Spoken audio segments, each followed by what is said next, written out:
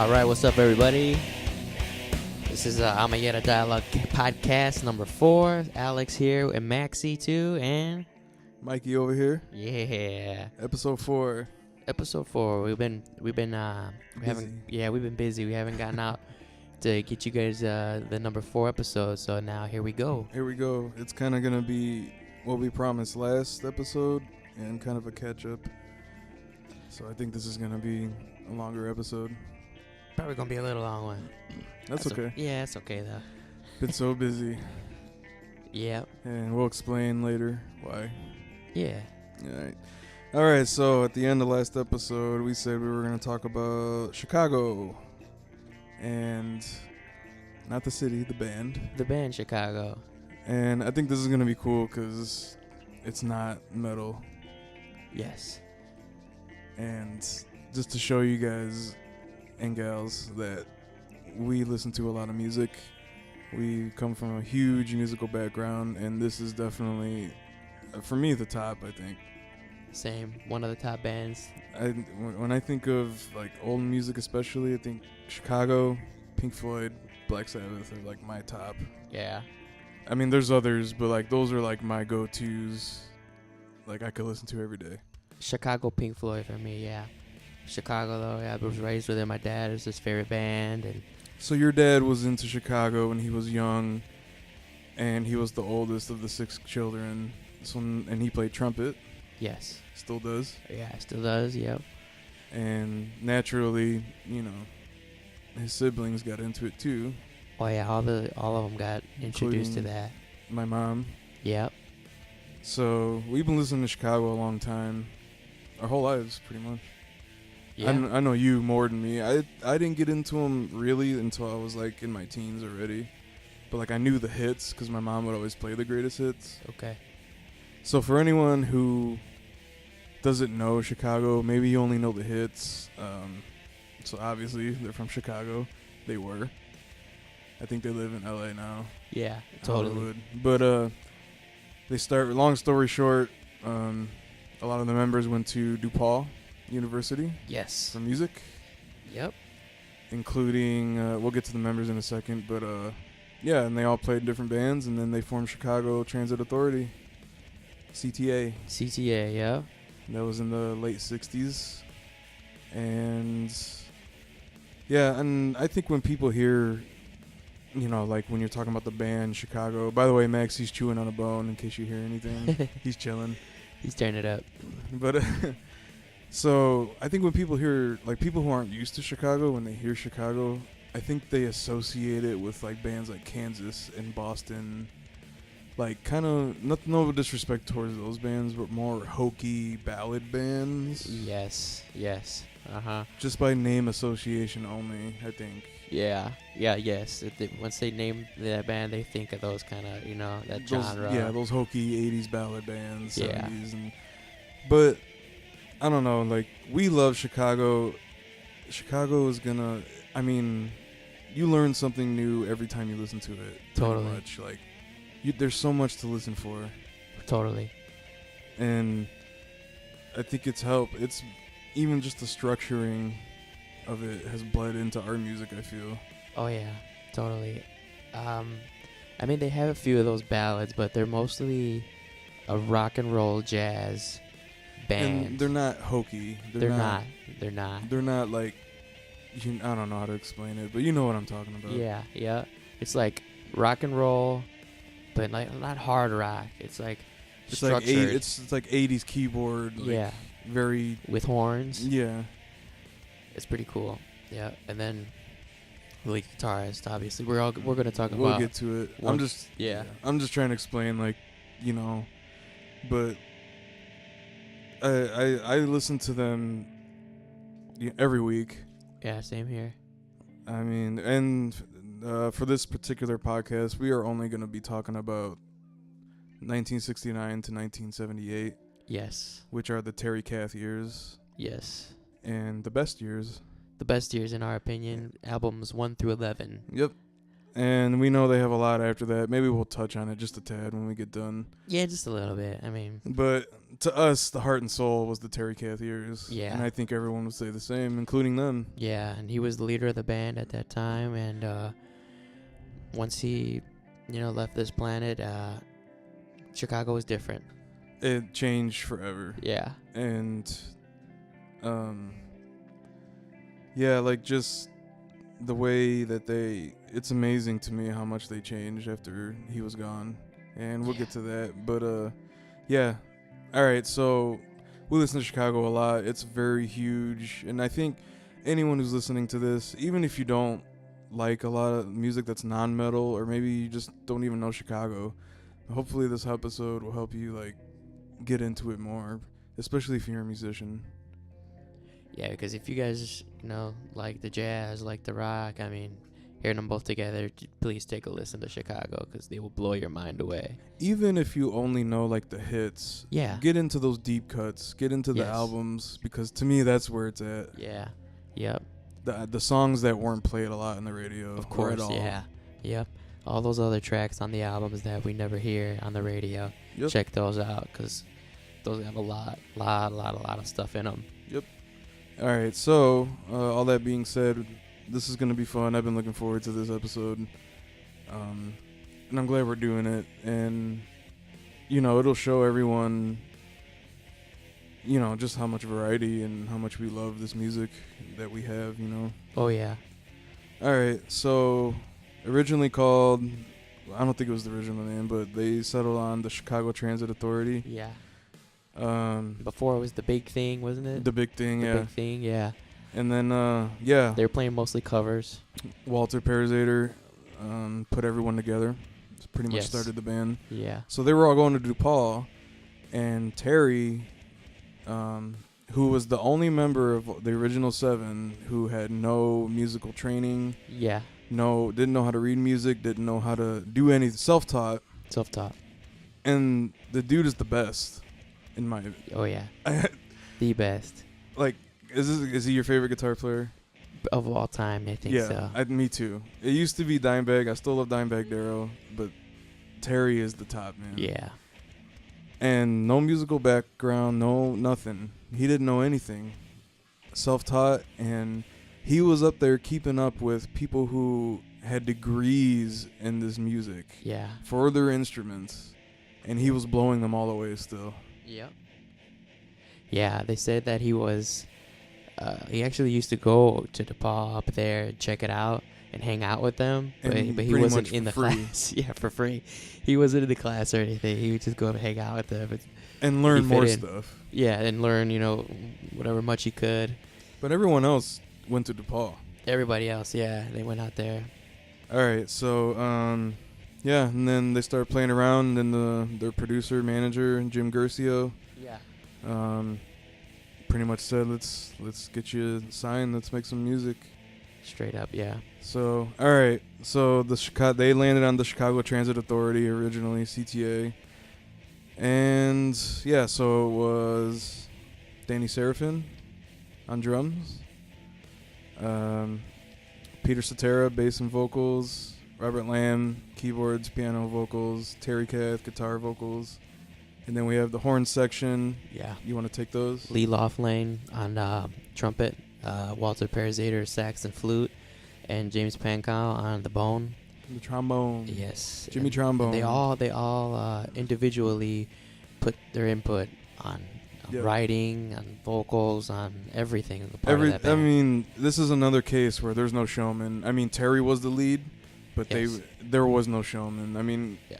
if there was a lead, obviously it was him. But Yes. musically, when you hear those albums, it's cohesive as one. Yes. Yeah. There's nobody that sticks out. I mean, live, the guy who counted in and put him on time was Terry, but Terry was the leader. the performance was, like you say, yeah, it was one cohesive thing. Yep. So I'm gonna tell you something cool after we talk about the second album too. Okay. It's gonna blow your mind. All right. But all right. So all that being said, we are gonna get into album to album, why we like each album, particular songs we like on them, and then we'll do a ranking at the end, Okay. and we'll talk about whatever we want as far as it's related to Chicago. So all that being said, we are gonna go all the way back to 1969, and we're gonna start when they were still called the Chicago Transit Authority. And so yeah, it was the debut, self-titled, and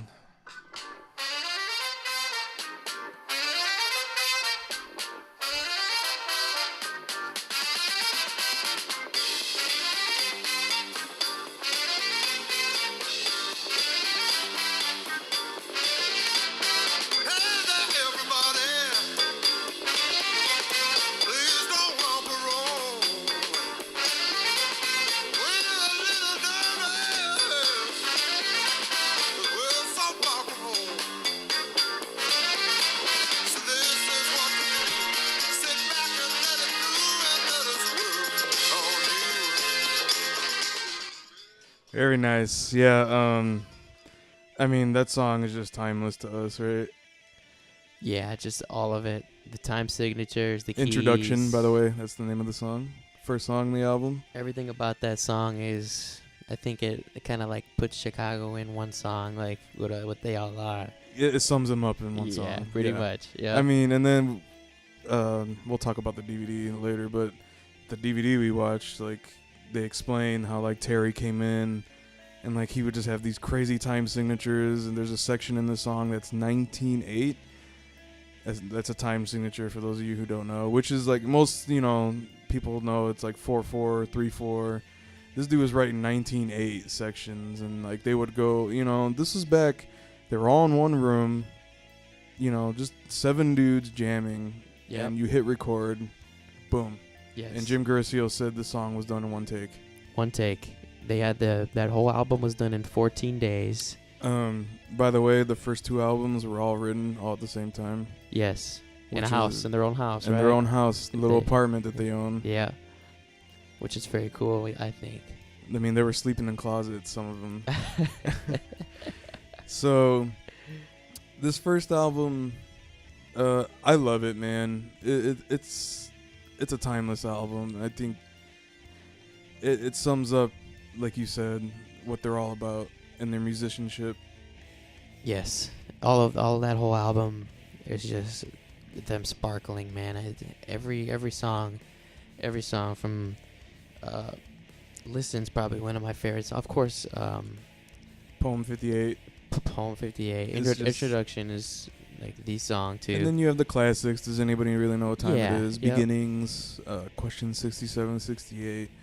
But yeah, Poem 58 is just Peter, Terry, and Danny just jamming, just guitar, bass, and drums. And man, I can listen to that song every day, dude. Same, dude. Yeah. Instrumental, just awesome. But real quick, those horns though, we got to mention the horns, how spot on they are. And I know you play sax, your dad played trumpet. Totally. So you know more about it than I do, but they said Jimi Hendrix told them the horn section sounds like it's one person, one set of lungs. Yes, and they do every album. You can like feel it. Amazing. I mean, it's tough to do that too because you've got different tones. So the guy who's producing was very good with his mics and placement and mixing. It's just, but they gotta bring it to the mic. They gotta perform it. So right. They were just great, man. And when you watch them live, it's just unbelievable. Yeah, it is. How on it is too. These guys are so on top of their game, man, as far as like, their knowledge and like, Pankow, yeah, he's an amazing trombone player, but he has a great, they said he has that great like vision. He can see a song before it's even written and finished. That's tough. Yeah. Danny, real quick, one of my favorite drummers. I mean, there's no click. They're doing all these time signatures. Dude is just nailed. He's still good. Yeah, all by feel. They're doing it all of them. All by feel. No click track. No mix. No background. No. Just dudes jamming. Yeah. Straight up. No backing track and yeah. This album though, the first Chicago one is more. I think it's still like it's a mix of like what was going on, like rock, but it still has like elements of like those 50s songs. Yeah, You I know, feel songs it like too. "Does Anybody Really Know What Time It Is?" Yes, that's a very old school kind of feel to it. Yeah, because like they were playing a lot of covers from the 50s, like Johnny B. Good and Yep. you know, Elvis Yep. and a lot of that stuff. Yep. When they were the big thing, that's what they did. Mostly, Yep. they played a lot of covers. Did you hear those covers on the DVD? Yeah, they were pretty cool to listen Yeah. to. Yeah, Terry singing. Terry singing and killing it. Terry, Robert, and Peter absolutely nail their vocals and harmonies. No auto-tune. No auto tune. Straight Some up. of the best singers. I can't explain it. And then man. Terry's so full of soul. Terry had that bluesy soul, you know, Ray Charles type voice. Yeah, that's a good one to do it. You know, Compare 'em like, with. and you can tell their voices apart so distinctly. I mean, Peter had the falsetto. Oh, yeah. Robert was kind of mid to falsetto. Yep. And Terry had that low to high. He could do it all. Yeah. He had that good tone to him, though. That like crisp, low tone. It's nice. And I love that these dudes, as musically knowledge as they were all blown away, no matter what, by Terry. Oh yeah, all of them. All of them were like, just how is he playing that? How is he singing that? How is he playing and singing at the same time? What he's doing? Yeah. How does he make the guitar sound like that? Yep. Yeah. Yep. Joe Walsh. You see a lot of that. Yeah, you see a lot of that in Free From Guitar. They put him in a room by himself. They amped him up, or they microphoned his amp. 1 amp, straight up. He's playing the pig nose amps. Big nose. Yep. And they And did the lights. And Yep. they let him go. And he did that with no effects, no pedals. It's just him and his guitar. Yep. Straight into the amp. And he did that as a response to, not like a diss, but like as a response to what Hendrix did during the Star Spangled Banner at Woodstock. Okay. Like he was like, I can do stuff like that without like effects or anything. Like, it's pretty cool. Yeah, it is. Yeah. All right, so yeah, do you have a favorite song on CTA? On CTA, It's tough. I It's- mean, if it's tied with something, you can say. I mean, that to you. Introduction, of course, but I mean that's the song. Yeah. But it's between, for me, Southern California Purples and Listen. But I think Listen is my favorite. Listen, okay. Yeah. I do like South California Purples. I think that one's my favorite, but Poem 58 is right up there. It's right. I just love that jam. It's right up there. So I think this is a good place for anyone to start. If you're gonna listen to Chicago, it's got, you know, hits. It's got some rock. It's got a lot of different things to it. Blues. I mean, Introduction has every style of music in one song. In one song. It goes from rock to, you know, some jazz to some blues, and then he solos like. And how often do you think we talk about this band? Every day. Almost every day. Probably every day. Yeah, especially Terry. Especially Terry. Yeah. I mean, just the other day, Alex was texting me like, man, the notes he chose, man, and his solos. Yeah. I mean, dude was untouchable and way ahead of his time. And keep in mind, too, my dad was listening to this when he was probably in his 20s. No, like yeah, his late teens. His late teens, 20s, probably like 18, 17. Yeah. Probably going into 20. Right out of I high mean, school, you know. Yeah. And so we're talking about a guy who left this world almost 40 years ago, and he's still relevant today. But relevant very, today. very underrated Yes. as a guitar player. And this has happened to me. This happened to me one time. I was at Guitar Center, and I was talking to one of the guys, and he said, "Who's your favorite guitar player?" And I said, "Probably Terry Kath." And he said, "Who?" And I said, "The guy from Chicago." And he was like, "Oh," like, you know, he didn't even know. No. Nah. You know. Nope. Very, I mean, underrated, and I don't know why. Yeah, I don't know why either. Maybe because they were so cohesive as a band, like that it just stuck. You know what I mean? Yeah. Like it wasn't like Tony Iommi or Jimmy Page or Yeah. like, you know. But it's so weird to me. I think it's the stigma, too, that people actually think that he did shoot himself. I mean, it was an accident. Right. He didn't know a bullet was in the chamber, but We'll get to that. yeah, we'll get to that. But I think that stigma still holds. Yeah, I agree. And especially back then, Yeah. in the time that it was, everything was just, had to be kosher. Yeah. And I think that kind of drew people away. But that aside, dude, you can't say anything bad about the dude's playing. You can't. Even his singing, too. I mean, you've learned, yeah, of course, but like you've learned, and I've learned different things tried to, and it's hard. Yeah, his stuff is tough. His man. chords and what he's playing while he's singing. While he's singing. Yeah, all those melodies and movements. His solos are untouchable, dude. Yeah. The notes he picks, like I said, and the scales he uses for these solos. You go back and watch footage, and he hardly ever looked. Nah. At the fretboard. Never. Yep. He had his eyes closed a lot. Yep, eyes closed and just headbanging. You know? I mean, not headbanging like metal, but he's just feeling He was the music. moving around a lot, especially in the early days. He's moving.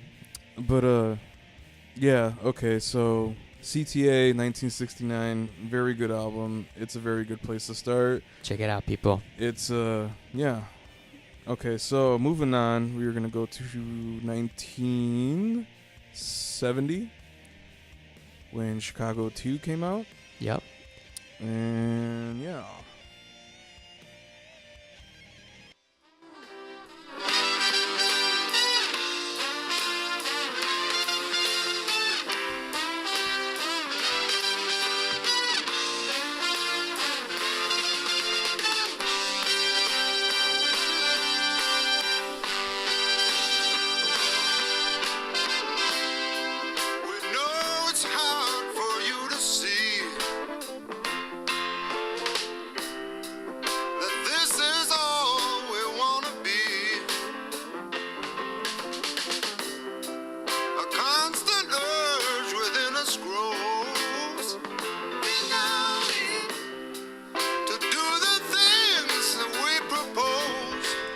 Very nice. That was the Steven Wilson remix on Fine, by the way. Yeah, you guys got to listen to the Steven Wilson remix on that album. So from Porcupine Tree, that's his band. Oh, yeah. But he did that album, redid it. I think he did it in quadraphonic or whatever. Yeah. He said. So yeah, they recorded in a. Yeah, I think Pink Floyd was one of the first bands to do that. Yeah. Roger Waters. And Roger Waters does his concerts like that, but. Another band, another episode. Yeah. Okay, Chicago 2, 1970. Of course, you pick a song with Terry singing it. Yeah. We'll get to some Peter and some Bobby. Playing and singing it. The chords he's hitting in that song. But Terry, man, I mean, his voice is just, so naturally good. Yeah, dude. It's like soothing too when you hear it to the ears. It's like, It makes you happy almost. It does. Yes, it does. So, this is part of the group of music that they wrote all at the same time. This album, I think, takes everything that's good on the first album and just makes it 10 times better. It does, dude. This is an amazing, amazing album. Yeah. Again, Steven Wilson remixed it. I think just came out last year. What's the guy, Gersio? He's the one who recorded it originally, Jim Gersio? Yeah, okay. Yeah. So he was their producer and he recorded it. He also went on the road with them and stuff. Okay. But what'd you say? This was another one written in the house that they were in, right? This was all written. The first two albums and even some of the third were all written at the same time. Okay. Well, not the same time, but like in a matter of like 9 or 10 months. In the same place. Yeah. Okay. So, but I'm sure they tweaked it and added some parts. And this album is deep too. It's 23 songs. It's an hour and 7 minutes. So many movements. So many. When we say movements, explain. So back in like classical Renaissance era, Beethoven and all those dudes, they wrote movements. So you have like one section of the song going into the second movement is another section of the song, but it's in one like parallel motion. Right. So you can't really tell. Some of the songs you can tell, but like Ballet for a Girl. Right. That's like that's one all movements. Yeah, it's one seam too. Right. And it's like an 11-minute song altogether. Yes, but broken down into the movements. Different sections. Yeah, pretty much like sections. 3 minutes, 5 minutes, 4 minutes, and right. then yeah. I mean that ballet has Make Me Smile, Color My World, all those. A lot of those songs that people think are just single songs, but they're not. It was written as this long piece. Yeah, yes, there was written a long piece, but in the album they have, it's at 6 through 10, right? Yeah, something like that. Yeah, I think that's what it is.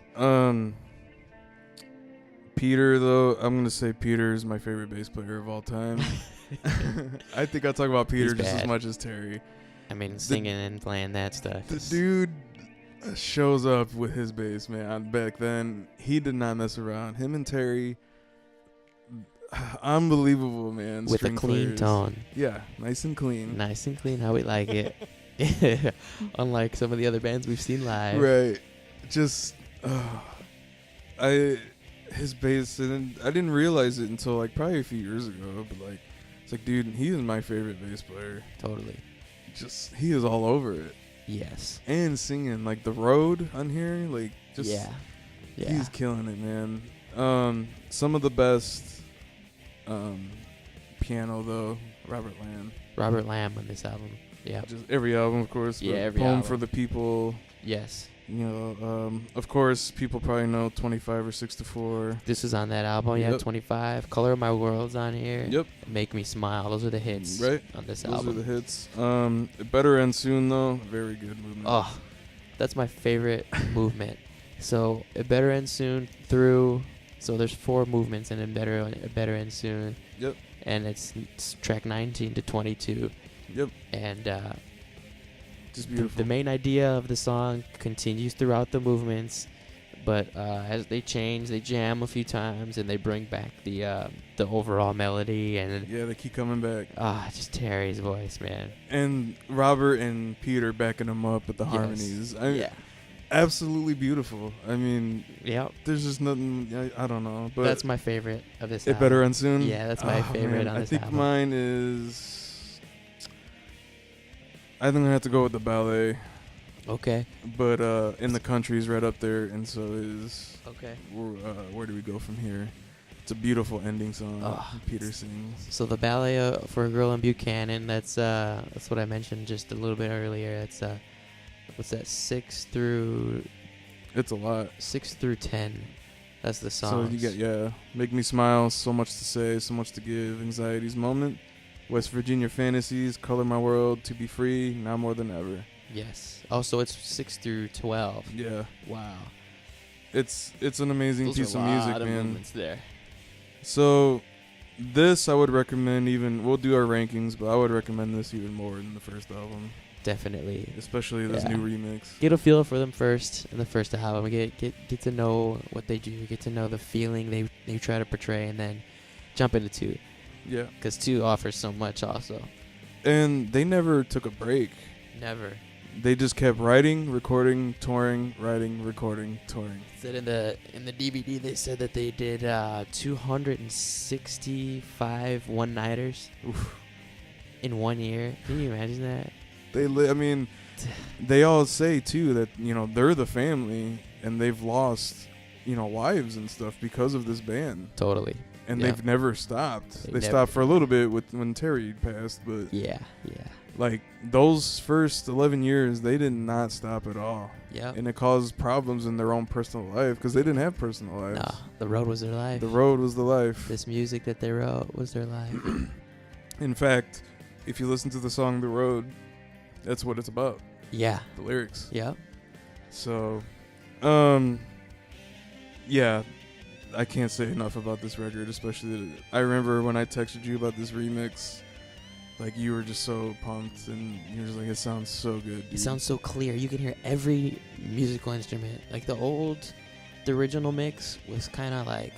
It still sounds good. It still sounds good, yeah, but you can't really hear Terry's guitar that much. No, the horns cover it up. The horns cover everything up. The mix is just flat to me. But Steven Wilson separated everything, and it sounds huge in this mix. The Steven Sounds Wilson amazing. mix. You can actually, if you go to our Facebook, you can see some footage of us rocking out to this mix. Yeah, in the studio updates, yeah. All right, so you said It Better End Soon. Better End Soon, my friend, yeah. ballet. All right, so moving on. Let's move on. So we are going to move on to 1971, Chicago 3. This is my dad's favorite album. This is my uncle's favorite, and I think it's someone else's favorite. We'll see at the end. Ooh. But, All right. So Chicago 3 came out in 1971, and I feel this is one of the hippiest albums.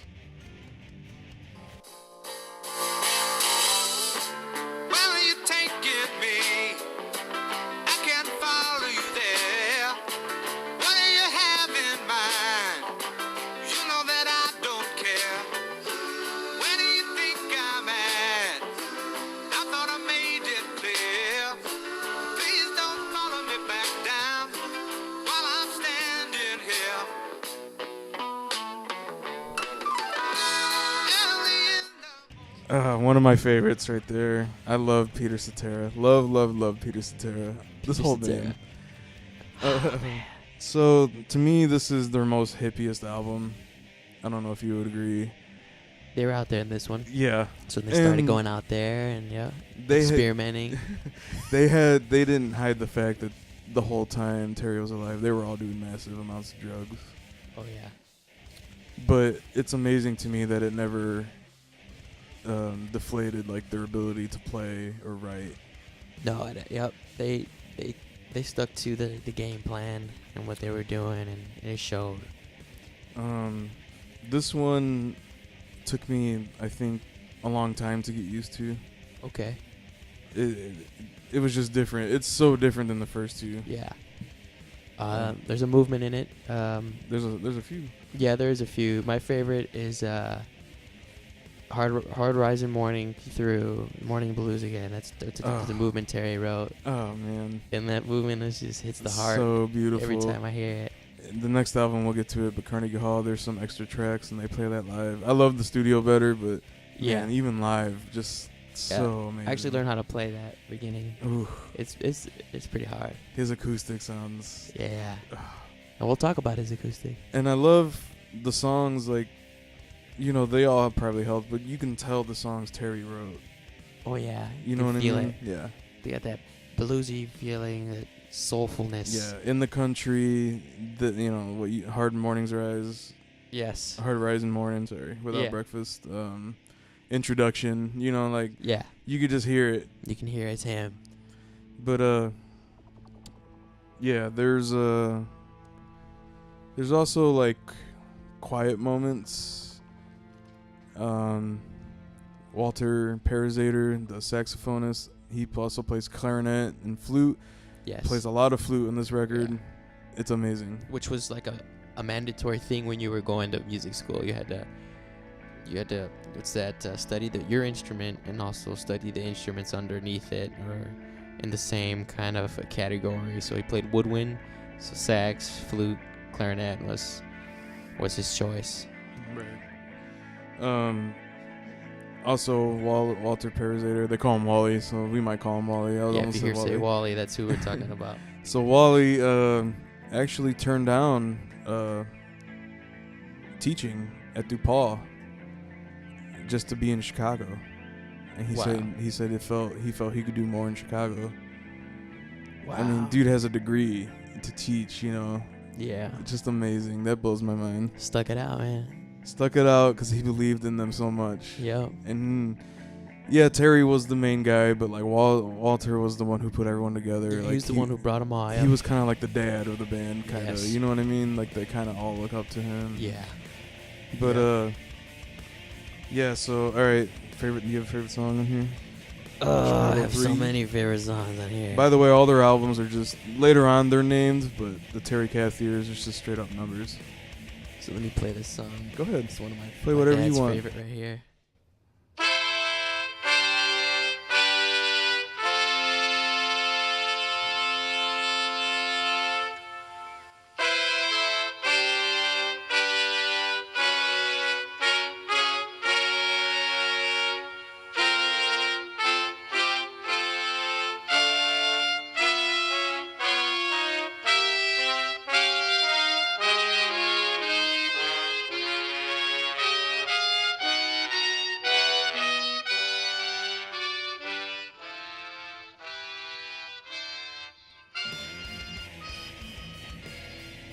Just an idea of the variety, right? Yeah, the total variety. I mean, they also do percussion a lot, the horn players.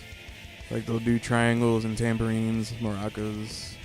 Totally. But they have a lot of every album. They have stuff like that where it's just almost like Disney, old school Disney music. That's how it sounds. Yep. Yeah. That's how it sounds. Like, you know, you know what I mean? Like just like old, like silent cartoon type stuff. And Maxie just spoken to the mic. Yeah, he sneezed a little bit. Well, you talking about favorite song, you say? Yeah. What's your favorite song? Oh. Or you probably said it already.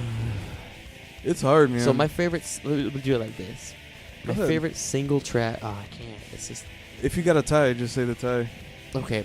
My favorite single songs on this album are Loneliness Is Just a Word and Once Upon a Time. Okay. My favorite movement is The Hard Rising Morning. Yeah, I think that's my favorite. But single song, I'm gonna have to go with the one I just played. Okay. What else can I say? Okay. I love- It's Peter Cetera. You sing that. But for any musicians out there, I highly recommend checking out The End, The Approaching Storm. Yeah. It's just instrumental, and it's cool how they do it. Like, they have this main groove, and then each of them has a solo, and then they go back to the main groove until they all solo. I think that's a movement, too. Canon to the end. Because it starts with Robert Lamb. When all the laughter. Yeah. Yeah. Spoken word. Yes. He's saying some real stuff, too. Yeah, he says some stuff. So it's just him just talking, and then they They go into what Alex just played. Canon. And then Once Upon a Time is one of my favorites, and then Through. Progress. Yeah. And then they do the thing with their instruments where it sounds like traffic. Yes. It sounds like Chicago traffic. It sounds like commotion going on. And then it goes in the Approaching Storm. So I highly check out. That's up there too. That's a great outro, man. Yeah, it is.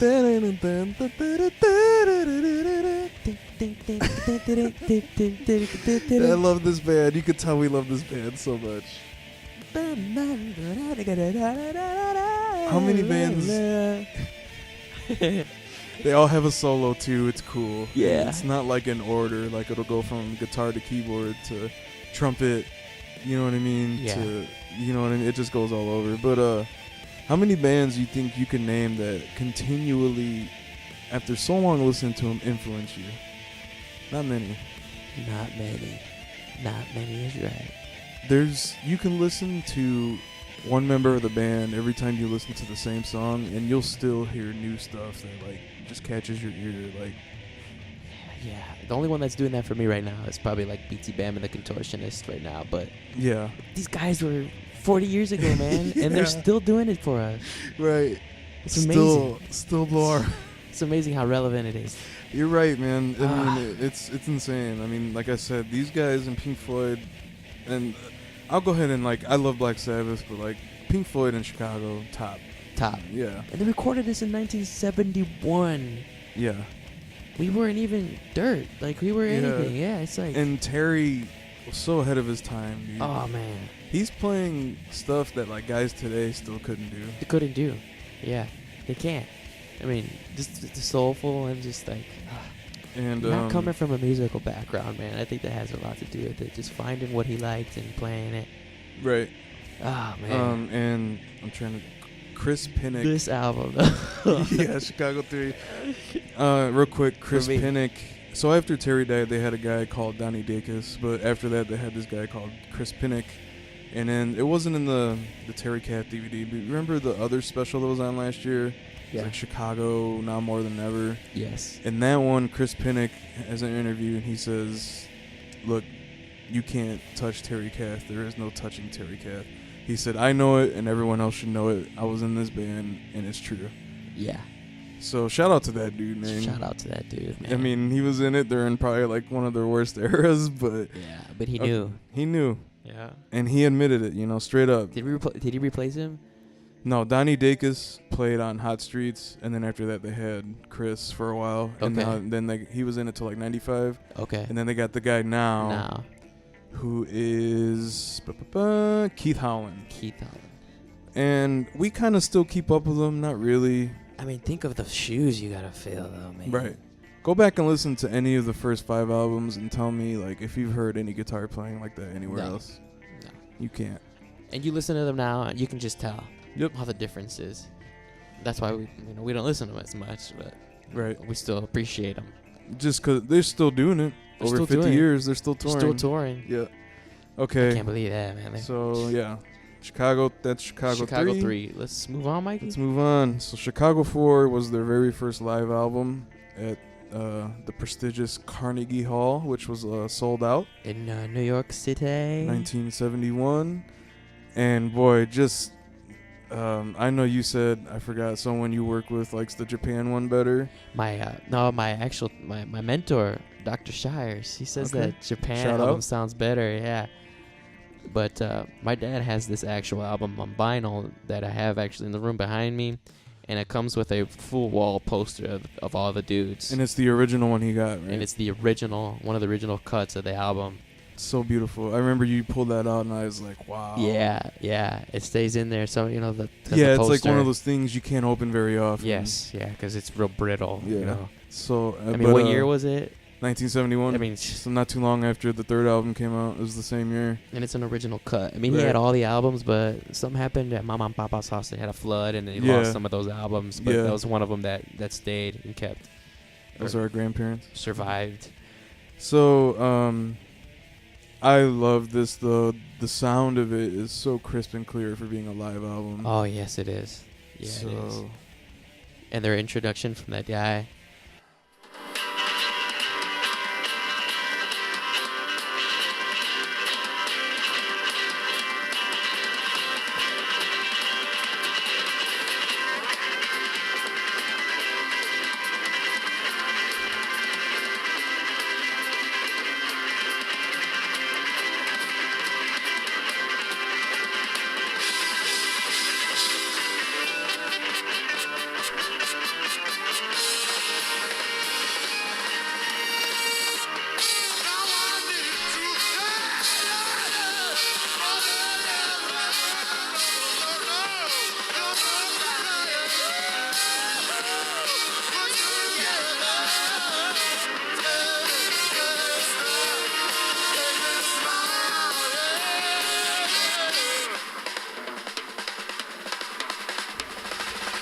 Danny Serafin getting it.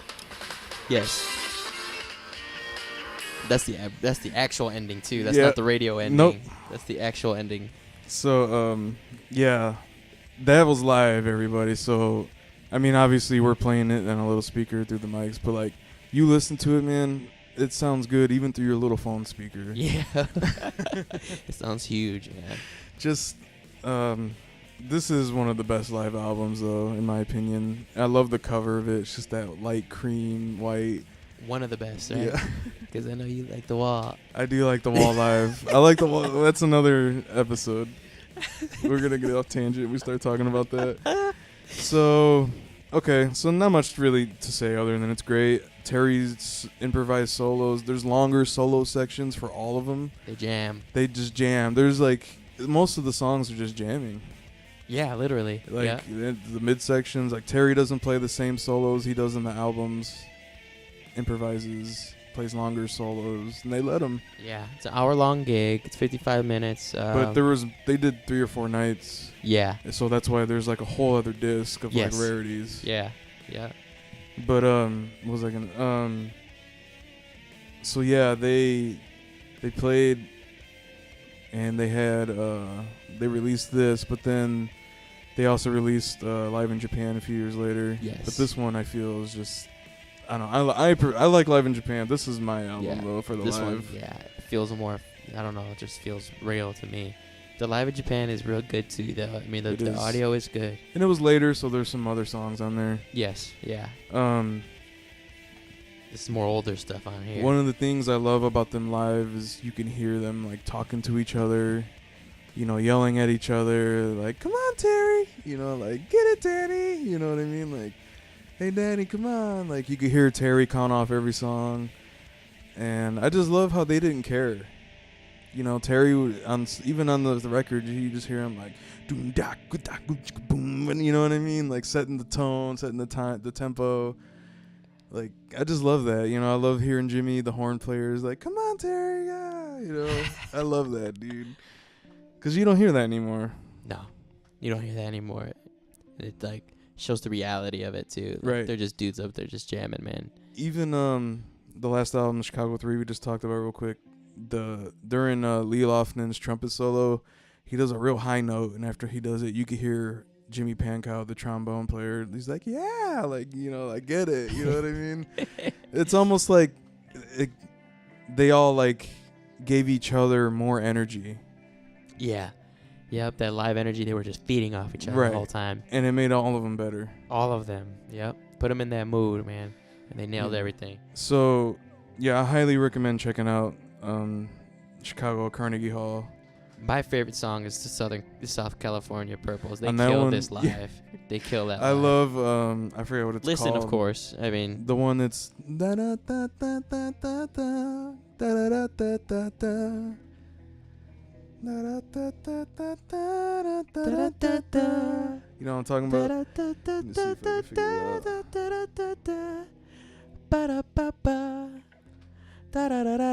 That's right. Happy because I'm going home? I think that is it. Yeah, that's it. Yeah. Yeah. I'm pretty sure that's it. Happy because I'm going home. Mm-hmm.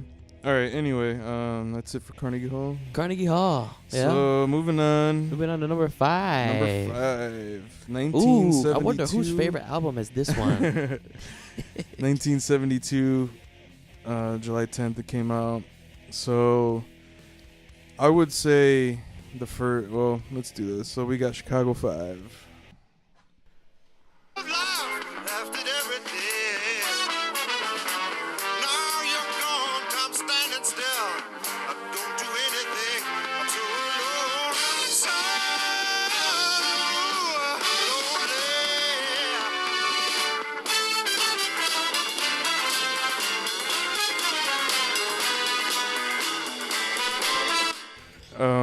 Real quick, I just gotta say, this is, in my opinion, Peter's best album as far as bass. Peter's bass sounds so good in it. Dude, he showed up on this album with his bass, man. And it's the album with like the wood. It's yeah, like the wood. Yeah, we wood. didn't really talk about him. Maybe we should go back real quick. Well, 3 was the flag, the like star flag. Yeah, and 2 it's like is purplish red, blue. Yeah. 2 is silver. All silver. Gray. And then 1 is it says CTA in yellow with a baby blue background. Yep. So this one's wood, and they didn't have the numbers in the front either. Yeah, it just said it's Chicago. yeah, which is awesome. I mean, I Carnegie think that Hall is has got like a awesome. creamish look to it. Right. It's like a creaminess, but it's got like a shadow effect. yeah. Very cool. None of them have numbers. They all just say Chicago on it. Right. That is awesome. I think. This one also. What other band does that? None that I can think of like, off the top of my head. I mean, it was just numbers. Like, a lot of bands just put only their name sometimes, but like, I can't think of any other band. And we know, and we don't know by the name. We know by how the album cover looks, what number album that is. Right. It's just because we listen to it so much. a whole different aspect of how you think of albums. It's like those dudes, right. something about it, man. All right, so Chicago 5, 1972. This one, I think, is, as far as their cohesiveness, this is where it's at, dude. This is where it is, yeah. For me, this one also is expanded. It got remastered. It sounds really, really good. Yeah, they went back to the constructive writing. They kind of moved away from that hippiness. Yes. From this album. From Chicago 3. Yeah, they put it together a little bit more, this one. It's a little more serious. Yeah, structured very well. So, dialogues on here. Yep, part 1 and 2, of course. Saturday in the Park. Saturday night, yeah. Everyone knows that one. Saturday in the Park. So, yeah, and this is a good one also. Like, Robert will sing a couple, Terry sings a couple, and then it's Terry and Peter, then Peter sings a couple. A lot of variety in this one. Yeah, so, Dialogue, I think, is one of their best pieces of music. I know you love it. We've played it together before, like with me on drums. Yeah, Dialogue, yeah. I can play a little on guitar, not the solo, but the solo's hard. Yeah. I'm telling you, man. It, though.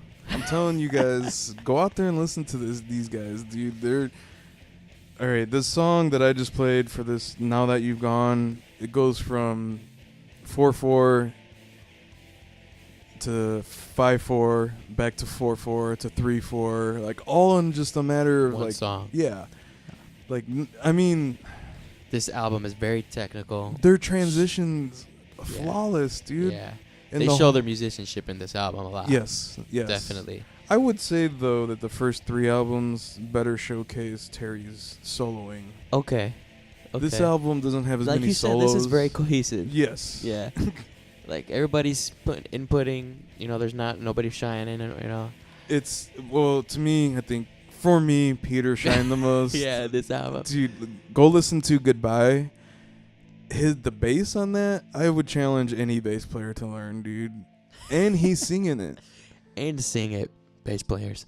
Sing it and play it. It goes 4/4 to 7/8, like, just flawlessly, dude. Yeah. Like, it's...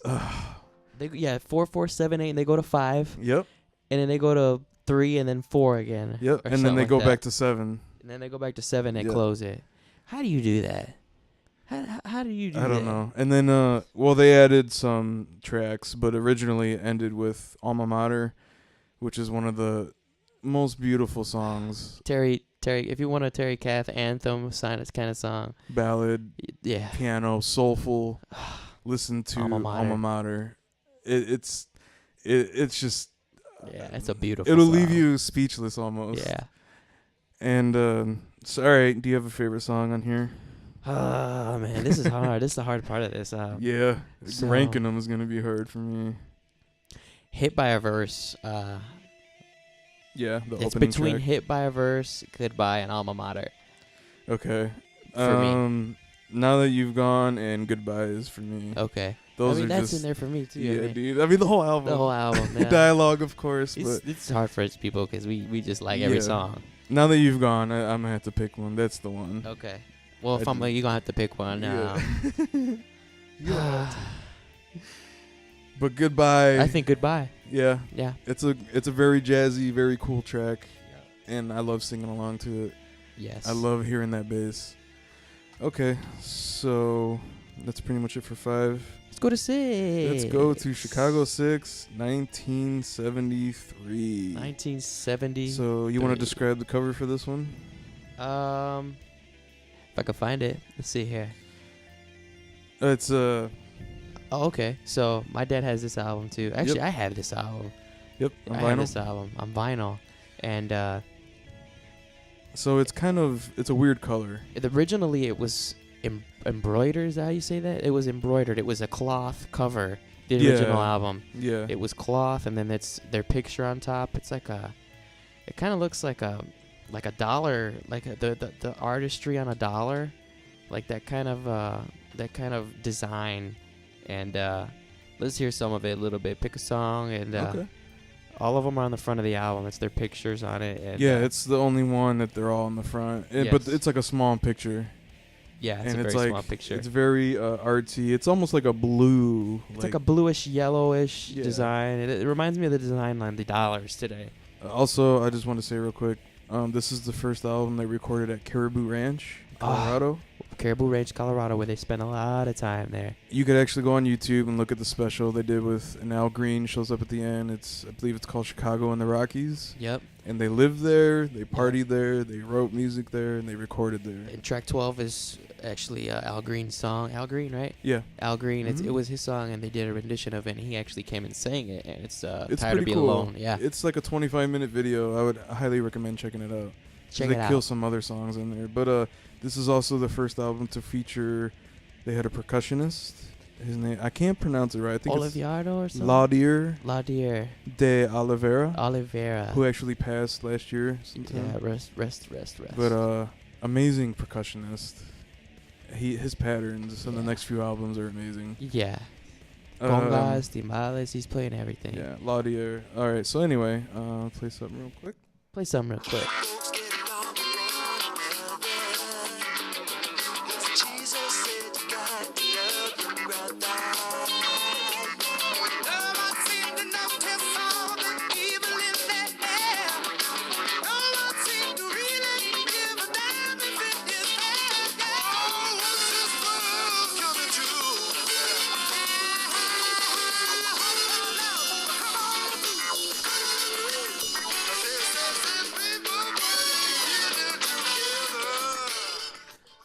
Yeah, that's That's one of my favorites there. Maybe my favorite. Just because all three of them sing. Yeah. I just love that, dude. And I think that's like the only one where they did that, where like they would all take lead instead of just harmonies. Yes. Then that's what's this world coming to? And you can actually watch them play that on Chicago and the Rockies. There you go. In the studio. And the Just You and Me is one of the big tracks on here, and Feeling Stronger Every Day. That's right. Which ones everybody knows. This is when Peter started to take more of a lead in ballad, area, and started coming into his own. But Jimmy Pankow actually wrote Just You and Me after fighting with his then wife, I think. And he said he just went to a piano and started playing and hit record, and he just wrote the whole song. It just came out of his hands, which is kind of like how I wrote Gone. Yeah. It just came out of me, and it was because of an experience. Is that what's playing? It's playing right now. Underneath, yeah. That's Gone, awesome. By the way. I forgot to tell you something, but we'll do it when we're done with this album. But so this one is when they start getting more experimental, I feel. Again, yes. Yeah. It's more... This one feels like they're in a state of mind. Yeah. They're in a depression or something. Something's happening here. Let me play my song real quick. Go ahead, man. Go ahead. It's my favorite song on the track. It's our podcast. You do whatever you want.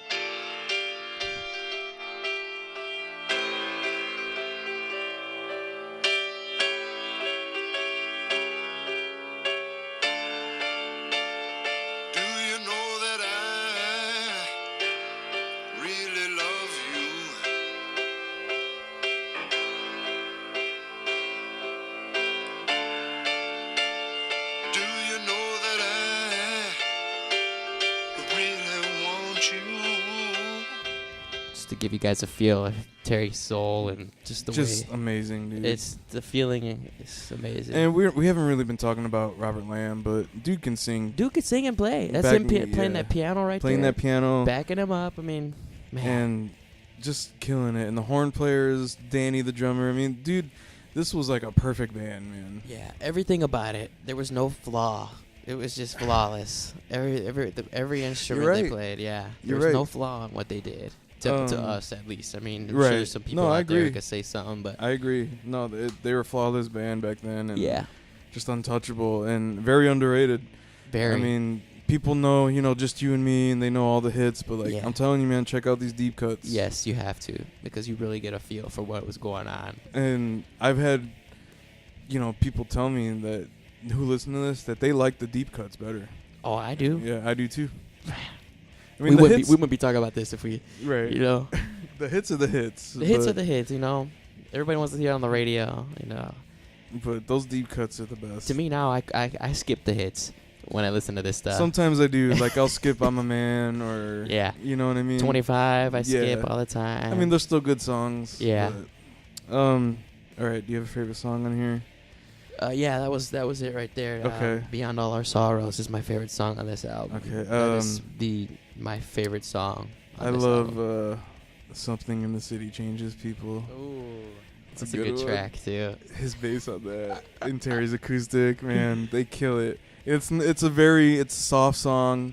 It's not like rock. It's just acoustic, his bass, and like they do some harmonies. It's just beautiful. We're gonna be talking about that acoustic here in a little bit. Okay. We're gonna be talking about that. Okay. So moving on.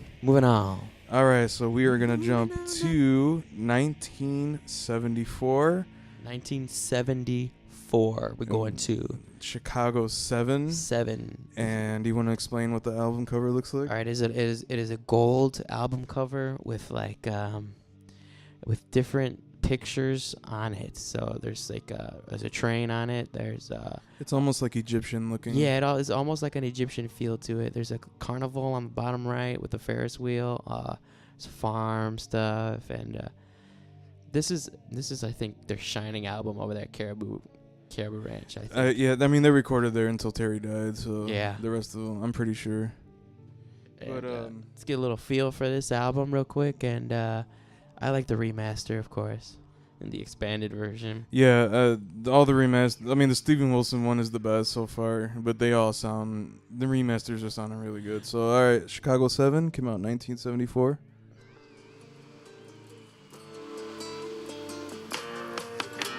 Sleepless hours and dreamless nights and far away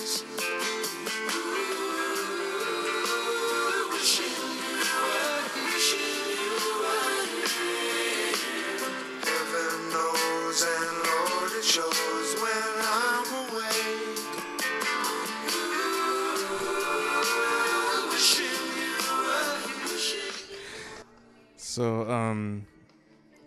what you hear there is actually the main singers of Chicago as well as the Beach Boys.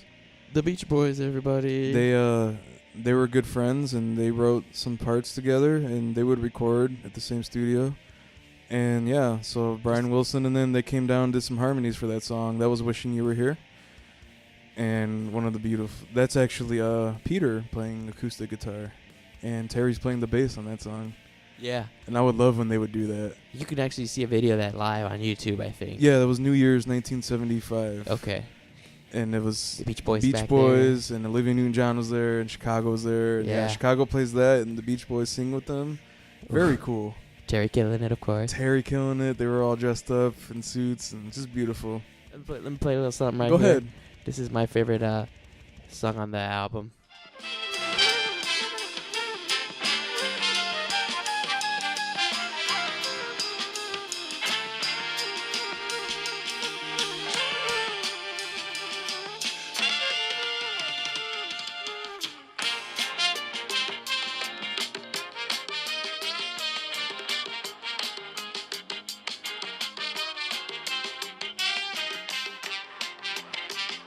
Little 7/8 for your ears there. That's right.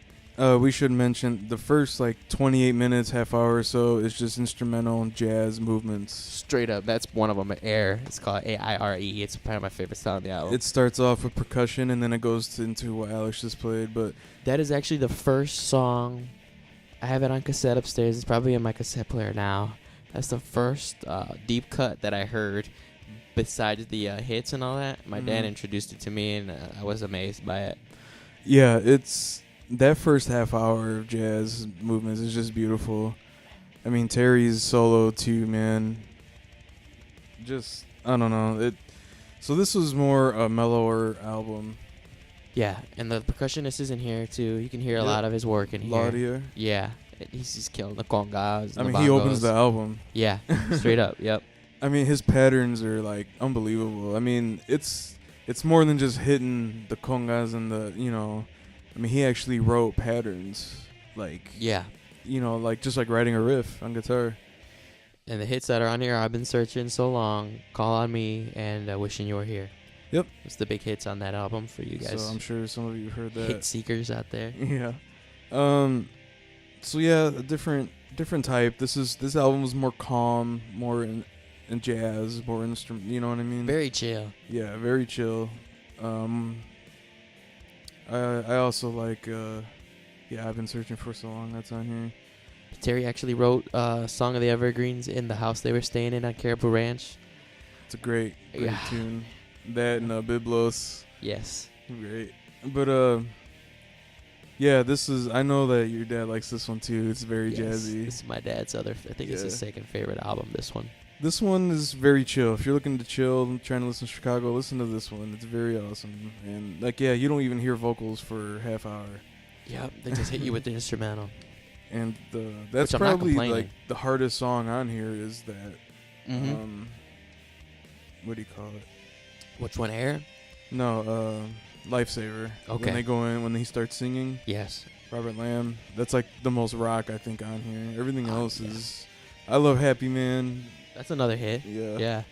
So, you have a favorite song? I think you just played it. I think Air. Air and Song of the Evergreens are my favorite. Of course, Wish You Were Here, but Song of the Evergreens and Air. I'm going to have to go with Wishing You Were Here. Okay, there you go. But that whole first half hour is just it's untouchable. Man. Yeah. We love Chicago, and we talk about it. Check this out, man. Check it out. Caribou Ranch. Chicago. All right, so in between Chicago 7 and 8 that did release live in Japan, but we're going to move on to Chicago 8. Chicago 8. Which was 1975. And, also a Caribou Ranch. Yep, the album is black with a cardinal and Chicago in green.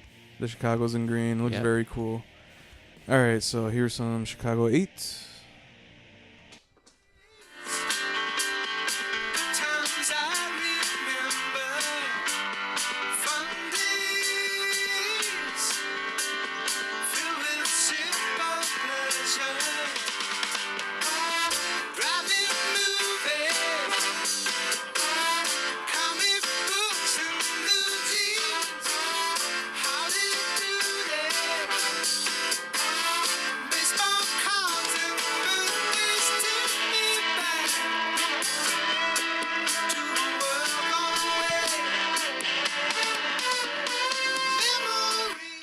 That's one of my favorites Wow. there. Old Days. You hear Peter singing there. Wow. You could also see them play that on the New Year's Eve show on YouTube. They play that. That was the album at the time. You could hear some percussion in there too. Man, dude was just killing it. This album was one of the last that I got into. This and 10 took me a while to get into, but Brand New Love Affair. The soloing on this album is also good. He got back more into soloing on here, and it shows, man. And yeah, Peter, you hear his voice killing it, just absolutely killing it in the studio, man, and live. But like those studio vocals they did, untouchable, man. Yeah, these vocals are very, very well produced.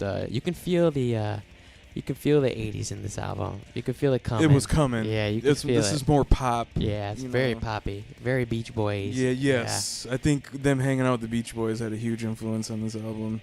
Totally. And it was Robert Lamb who said that Terry wanted to keep going like that with every album. Like he wanted every album to be different. Whereas like the first 5 have a certain formula. Yes. That they stuck to. Like like anything past 5 is every album's different. And there's a lot of sometimes it gets a little out there. It does. But there's still some great songs on here. Oh Thank You Great Spirit, you know. That one's it's out there. Yeah. Never Been in Love Before. I love Brand New Love Affair Part 1 and 2. That's my favorite is Never Been in Love Before and Any Way You Want. I think those are my 2 The favorites. opening track, Any Way You Want. Yeah. It's very bluesy. Yeah. And Never Been in Love Before. Yeah, that one's a great song. It's a great song. So so that was your favorite? Yeah, those 2 are my favorites, Okay. I think. I like Old Days. Ain't It Blue too? Yeah, it's another great album. It's not one of my favorites, but Yeah, it's still up there. I could say that too. Yeah. Okay, so moving on. Like you don't find me listening to that one compared to the other ones, you know? Right. Yeah. Yeah, I don't. But yeah, it's not a go-to, but when you put it on, it's like, this is good, man. Yeah, it still is good. Yeah. And like I said, the soloing on it, he actually kind of went back and did some more solos on this one, as opposed to Chicago 7, where he held back because a lot of the songs were like ballads. Yeah. So, all right. So jumping ahead to Chicago. We are actually gonna skip Chicago 9 because that was just the greatest hits album. Okay. So we're going to 10. We are gonna go straight to 10. Which I have this on vinyl. Yes. It is the chocolate bar. It's the chocolate bar and the rapper. Yes. The the rapper's cover. like, it looks like the rapper like kind of had the logo too. You know what I mean? Yeah. Like they made it look like that. But all right, Chicago 10.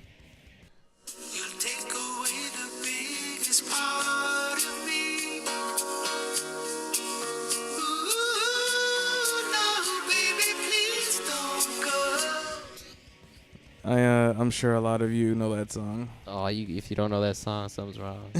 I mean, there's better songs than that, but that's like, the hit single off this album. And I think it was almost a foreshadow of what was to come post Terry.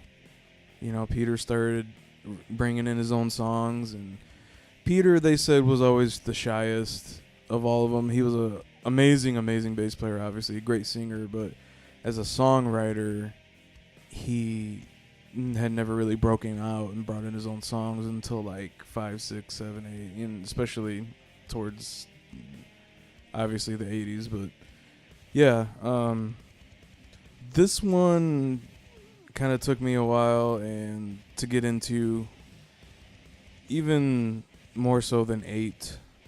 This one took me a while. Totally. Another Rainy Day in New York City. That's a good song. Oh, yeah, that's a great song. Once or Twice, though, the opener is just a straight rock, Terry Kath song. Like, it's just a straight blues, like, fast tempo song, the opening track. You know my favorite song I hear? Hope for Love. That's my song. Hope for Love, yes. Terry's Kath. His soulful voice. I mean, as much as we talk about his guitar playing, his voice, man, just absolutely beautiful. Something about it, man. I don't know. It's just... It's soothing. Yeah. So, why does the ghost of love still haunt me? Yeah, just piano, just so beautiful. Yep. So, this was released in 1976, by the way. 76. Caribou Ranch again. Caribou Ranch, Colorado. And Jim Guercio, producer. Yep. Straight up produced all their albums back then. Man, that must have been so much fun to have one place that hung out. And like you just far away from any civilization. Yeah, straight in the middle woods, of the mountains. Yeah, the mountains. Woods. Horses. Yeah. Like, oh, man. Just so much fun. And you go back and watch Chicago and the Rockies, it looked like so much fun. It looked like the blast of time, man. All right, so we are nearing, unfortunately, the end. We are going to jump to... the end of the era we think is the best era of Chicago. Right. So 1977. Which is sad to talk about.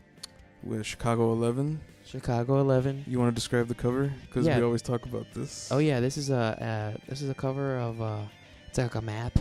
It's a map. Chicago's in orange, the wording, and it's a mapping of the southwest end of Lake Michigan, which Michigan City's on there. East Chicago's on there. Evanston, Illinois, and Wilmette, Illinois are on there too. So it's a map. Alex grew up in East Chicago? I grew up in East Chicago, yeah. So it's very good. And I used to go there a lot to visit him. Yeah, and this is the last album Terry Kathl's on. Yes, and it starts with him laughing. Yeah. And ends with Little One, which is a song about his daughter. And almost like a goodbye before he was gone. And she was only probably 1.5. And I think she wasn't even 2 when he died. Yeah. I mean, sometimes they map. It's almost crazy. like it's foretelling. Surreal. Yeah. I remember when we talked about it one time. You were like, "Dude, it's like they know." Yeah. I mean, Prince too. Prince's last album, his last lyric was, "That's it." Yeah. That's it. That's it. That's what he said. You're right. And this album opens with Terry laughing and ends with him. Yeah. Giving a beautiful song to his daughter. It's like a beautiful note to his daughter. Which Danny Serafin helped him write, the drummer, which he didn't write a lot, but he straight up played drums. But like he wrote air, like the percussion and stuff. Yeah. But like he actually helped Terry write the song, the arrangements, and just a beautiful. It is a beautiful song. Beautiful song. It is. Okay, so Chicago 11. This one is way out there, I think. Yeah. The sound of it is different, too. Yeah, it has more of like a disco drum sound. Yeah, it does. You know what I mean? I remember you were into disco at one point, too, when you were young, real young. It has a different kind of disco-y feel to it. It has, opening track, Mississippi, Delta Blues. My favorite track on the album. Which is actually a remake. Yes. They had an original version of it, and this is the second version of it, and it made the album. Real quick. Take Me Back to Chicago and Baby What a Big Surprise are the hits on this album. Yes. And I'm sure a lot of people heard those before, but this is some Mississippi Delta blues.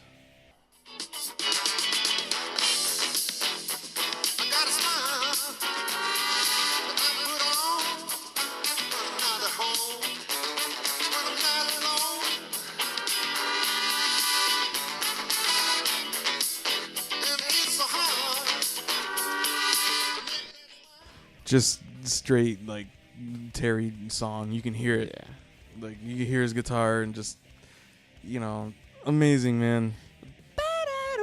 Yeah. So you get that and you get Baby What a Big Surprise. Then you get a little song called Till the End of Time, sung by one James Pankow, the trombone player. Which is the only song he sings, right? I believe so, yes. I know Lee sings a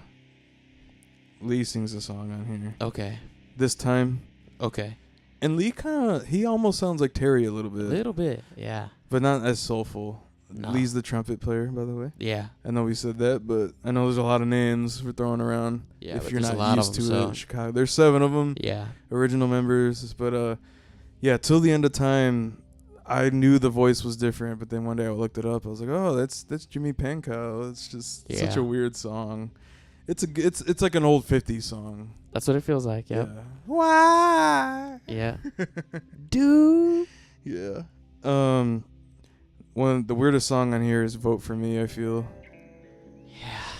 It's a weird song. This is definitely my least favorite Chicago song, I feel. Vote for me. Robert Lamb sings. It's just goofy. Vote for me. Vote for me. Want the nomination for the presidency. So You could tell they were big into politics at that point. and drugs. I think if they were clean, they wouldn't put that on there. They wouldn't have put that on there. Nah. I'm gonna take that back. My favorite song on here is "Little One." Me, it's probably Little One and Mississippi. Delta City Blues. Those yeah. two. But Little definitely. One brings it home. Even the ballad though, "Baby What a Big Surprise." Yeah. It's classic. Yeah. I skip it a lot, but I skip it all the time, yeah. Little One, the lyrics, I mean, just singing to his daughter, and we'll get into his daughter here. We're almost done with the album. Yeah. But, just Little One, I'm sorry for the pain you felt. Say the word, Daddy will make it disappear. Little One, I will always be with you. Like, just amazing lyrics, to see what was to come a few months later. Yeah, like- literally. It was almost like a goodbye, Yeah. but he didn't know it at the time. He didn't know it. Yeah. But now we know it. Yeah. All right, so that came out in 77, jumped to January 1978. Terry Kath, he loved guns, he loved partying. Says here, around 5 p.m., January 23rd, after a party at a roadie's house named Don, he began to play with his guns. Terry spun his .38 revolver, put it to his temple, and the guy said, "You shouldn't be playing with your guns right now. You've been up, you've been doing drugs." And he said, "It's empty." Boom. Yeah.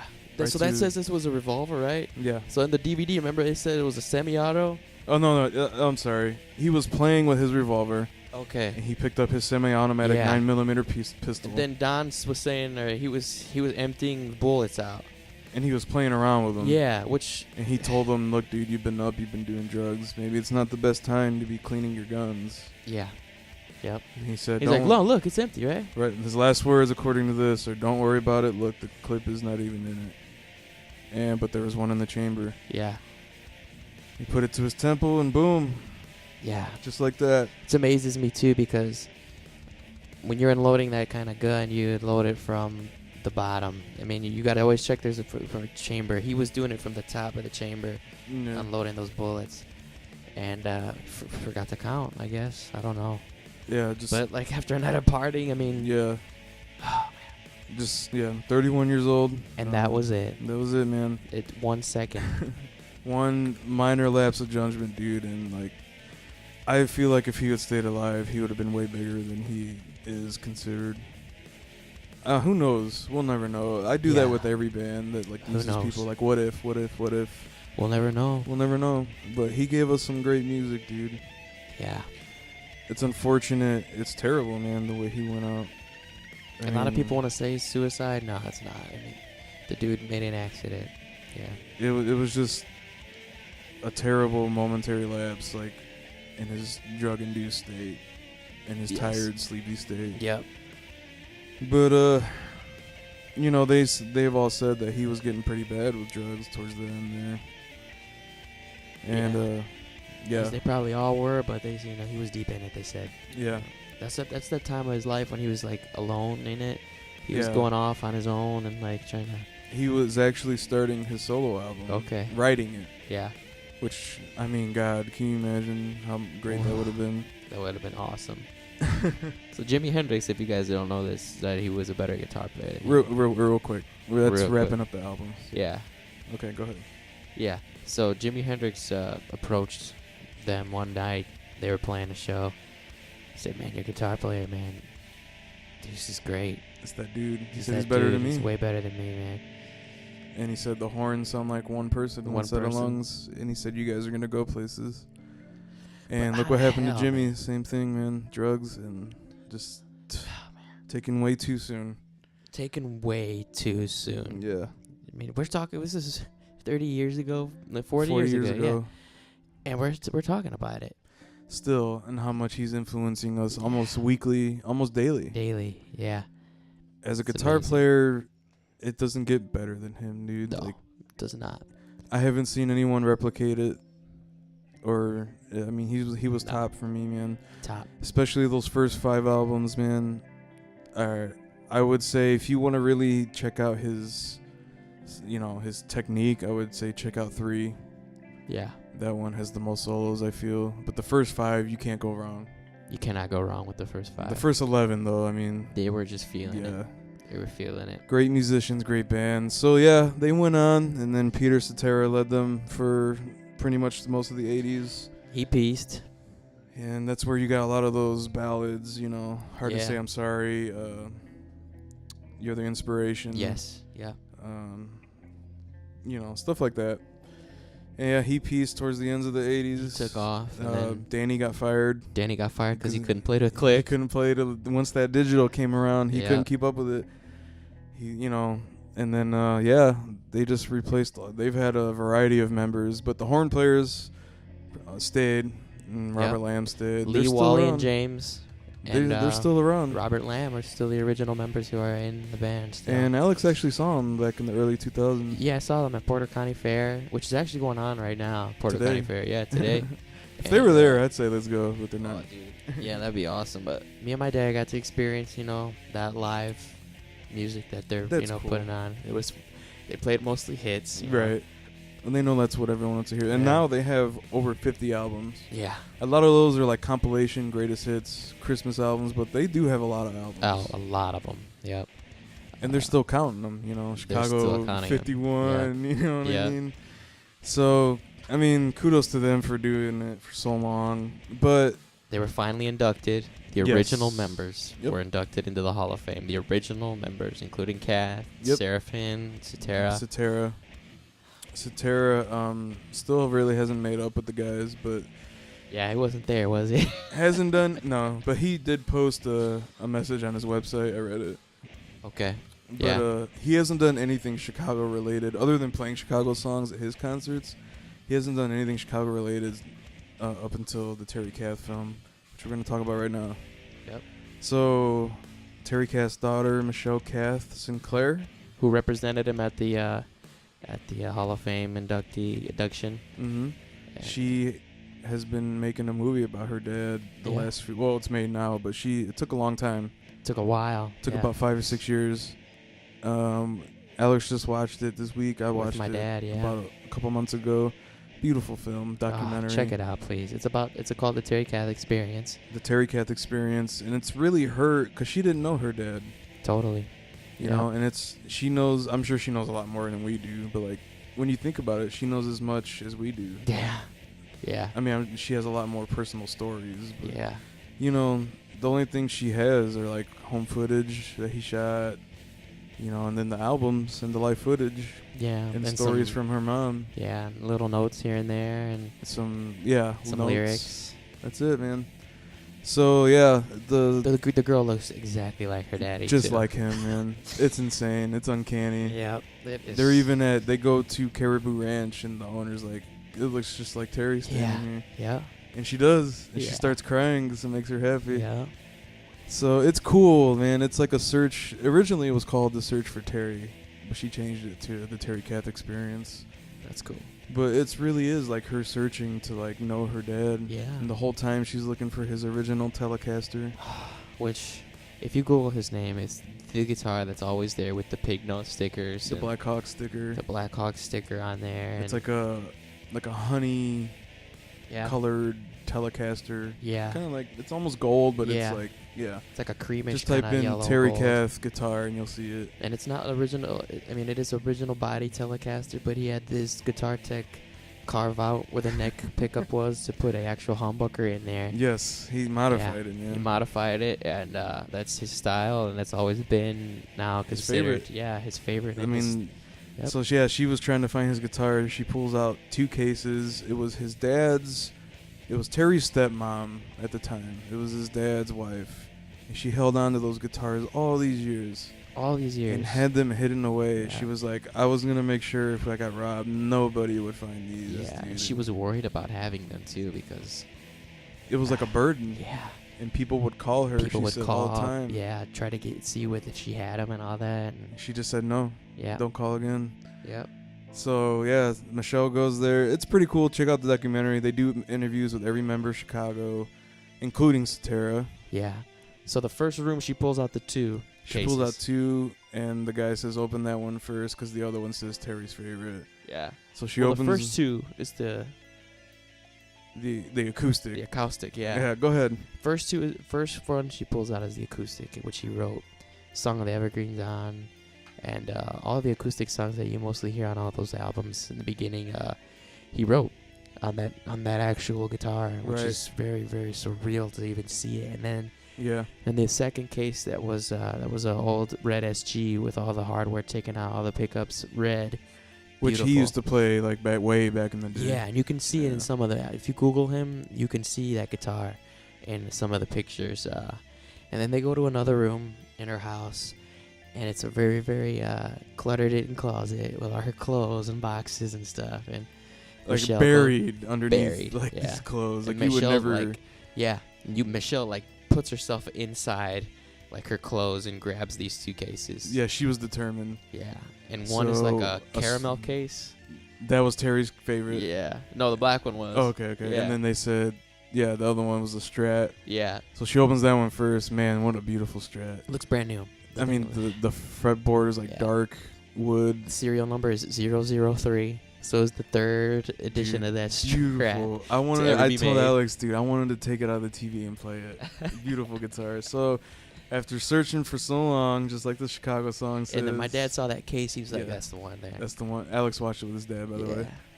That's the one there. And she opened it. There it was. Said Terry's favorite on it. Terry's favorite. There's that telly. Still had the same strings he last put on there. Yeah. And they say, like, straight from his fingers to your fingers. No one's touched it. No one has touched it.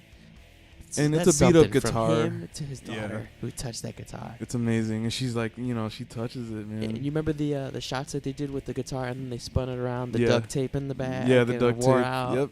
It's a beat-up guitar, but like you could tell that was the one. He played it. That man. was it. I mean, you go watch live footage from like '77, and he's still playing it. He's like the only one he played that one. Yeah. They said he had to actually buy another seat on the plane.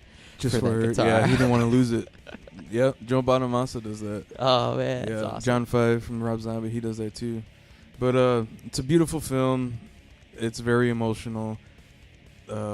Wally Parazater, the horn players. Wally starts crying at the end. It got to me. I started crying. Totally, dude. I couldn't help it, man. I'm not afraid to admit it. Like, I love this band. I feel connected to Terry. Like, and the whole band. The music speaks to me. I listen to it every week, almost every day. Almost every day, yeah. And his brother makes an appearance too. Talks about him. Joe Walsh from the Eagles. Talks about how they grow up. He's in there. And so check it out. Jim Guercio, the producer. Oh, yeah. They've got a lot of stories about Terry. And a lot of footage that that Terry Kath actually filmed himself on Super 8. Like when he got married, he's like filming his wife. And very cool. Yeah. And they take... he films Michelle too when a little baby. Yeah. Yeah. Her and, eyes. They take Michelle and Camille, was his wife's name? Yeah. They go back to Caribou Ranch, and she just starts crying. They're seeing the house that she lived in with Terry. Yeah. Very beautiful. So studio, check it out. They have the actual Chicago 3 the Chicago 3 flag in a frame. So bottom line, Chicago is one of our favorite bands. I was looking forward to this episode so much. Bottom line, like, dude, the musicianship, those Terry Kath years it's unparalleled. No, yeah, and something about it, man. Continues to influence me musically. It bleeds into our music. I know it does. Oh yeah. Totally does. And even as a person, just like listening to it, it really soothes me. It's great music, beautiful music. Listen to it, the people. best. Them and Pink Floyd is the best. They are, yeah. Give them a listen, guys. Listen. Okay, so you want to rank the albums? Oh man, here we go. Here we go. So I figured we would do least favorite all the way to our favorite. Okay. So we're gonna do 1 through 11, but skip 9. Okay. And we don't have to just say the numbers. Okay. You know what I mean? Yeah. You want me to go? Yeah, you go first. Okay. Hang on 1 second. Pull them up. Yeah, so Chicago, everybody. CTA, Chicago, the original, amazing. Straight up. Listen to it. Okay, so least starting, the worst, right? Or least the favorite. I'm gonna do least favorite. Okay. All the way to favorite. My least favorite would definitely be Chicago 10. So I'm just gonna say the numbers. So least favorite to favorite, 10,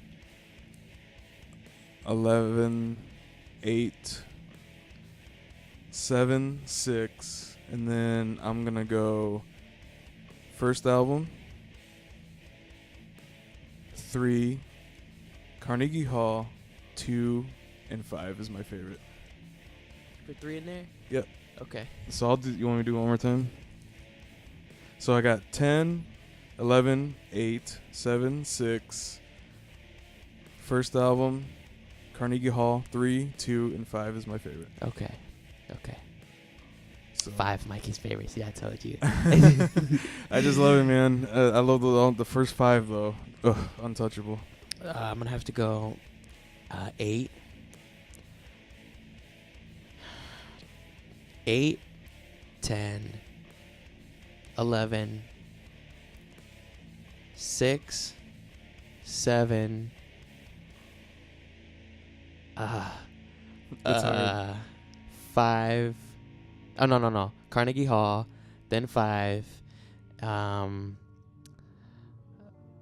Let's see here. Man, this is hard. It's very hard. 1, Yeah. 2, and 3. Okay. I figured that was what it's gonna be. Yeah. So you see the first 3 are in our top. It's amazing. This was fun, man. Now I'm sure next time we'll do a metal band and it'll be a lot shorter, but I love Chicago. I will always love Chicago. Same here, man. And we still text each other and talk to each other about it on the phone. Oh yeah. Just we'll sing it. beautiful band. Yeah. And just gives you an idea, we're not all about metal. We like a lot of stuff. We like a lot of stuff. So even if you like metal and you think that this music isn't for you, just check it out. Don't even listen to the lyrics if you know it. Just listen to the music. Yeah. And it'll get you, man. It will get you. Okay, so moving on. We're just gonna do some catch up here. Catch up. So first, I'm gonna do some concerts that I've been to. Okay. Going all the way back to May, I went to go see Behemoth, Anthrax, Lamb of God, and Slayer. It was Slayer's last tour. Ooh, Tamaraya. Yeah, it was great. Lamb of God always brings it. Behemoth always brings it. And, it was a spur of the moment thing. I mean, I just went. Yeah, so, I mean, I'm not a huge fan of Slayer as I used to be, but, man, it was still fun. Then I went to see Mastodon and Primus. That was awesome. Just actually seeing Les Claypool play that bass was probably the best bass playing I've ever seen. My name is Love. Mastodon, even though they played a lot of new Emperor Sand stuff, which I'm not a huge fan of, and we'll probably do them one day, but they still played a lot of, they played old stuff, and it was still Mastodon, and they were awesome, man. I mean, you can't mess with, they're awesome, man, Mastodon. Mike, you want to go up in there and listen to the first 3? Yep. They had a good mix, though, and they even played Toe to Toes off Cold Dark Place. And then after that, let me see. I just saw Marilyn Manson, Rob Zombie, which was awesome. There you go. I feel like I'm missing one, but I don't think I am. Did you see BT Bam? No. Okay. No, I didn't see them. Okay. I think that's it. All right. Speaking of Between the Buried and Me. Ooh. They released their second album. It was a 2-part album, Automata Part 2. So good. Just came out when? Last Friday? Last Friday. It's only been out a week, and we've been listening to it all day. Do you like 2 better than 1, or do you think it just goes together? Or do you Man, like that's one better hard. than Man, 2? you be doing these hard questions, man. I think I like 1 a lot. I like the part 1 a lot. Yeah. But now I'm listening to that 2 more, and it's coming together. Yeah. For me. Well,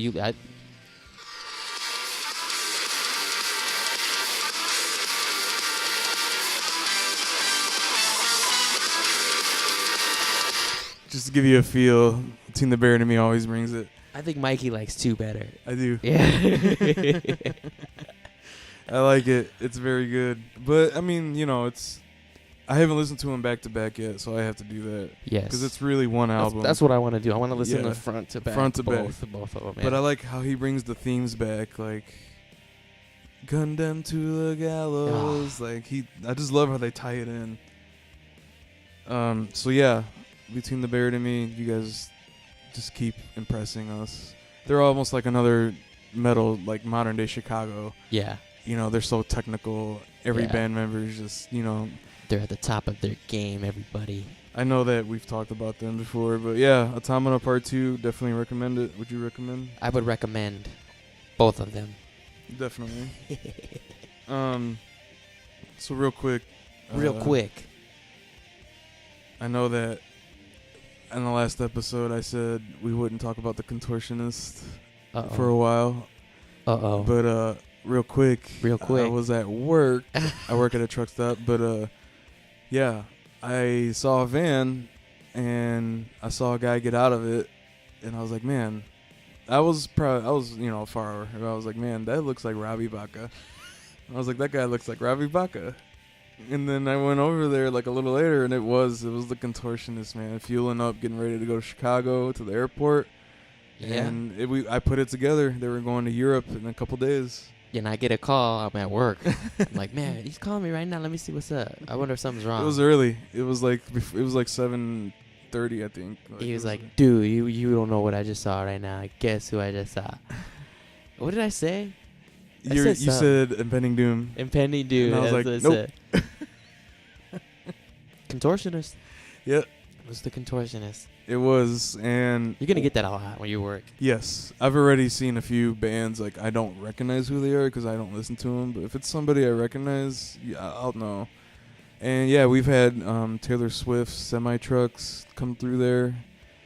Like we don't listen to her though. No, but it's still But it is cool to see that. Yeah, it is. But yeah, so I was going over there, and then once I realized it was them, they were getting ready to pull off, so unfortunately I did not get to talk to them or anything. But I saw the singer, Michael, and they pulled off. He looked right at me, man, and we just made eye contact. It was so awesome, man. Oh, man. That's what's up. Michael Lessard, yeah, it was awesome to see him. I was like, that's when I knew. I just knew it was them. But oh, man. Yeah, so anyway, that was a cool story I just wanted to tell real quick. Speaking of impending doom. Well, we'll probably do an episode on Yes, I just want to say this real quick. So, Impending Doom released their new album, The Sin and the Doom Volume 2. And this is one of the songs.